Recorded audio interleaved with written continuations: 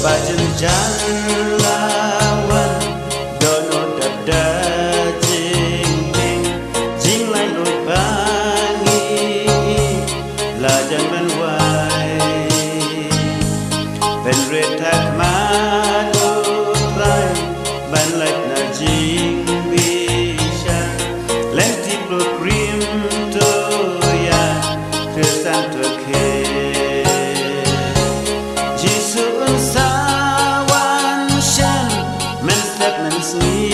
men me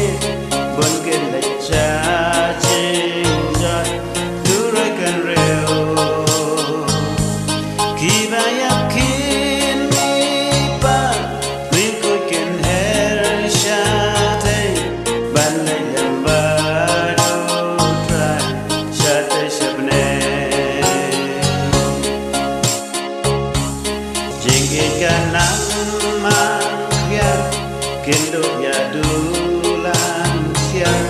lato hakdin oleh jing snu ban roy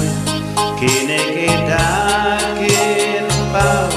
kabat kanan jan kan wan stadashisha turai kan rio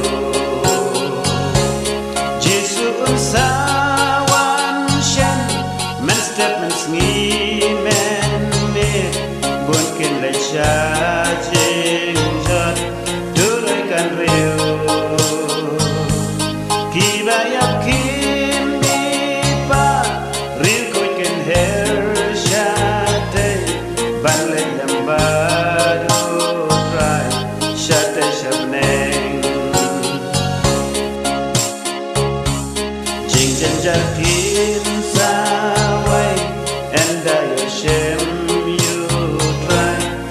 and I wish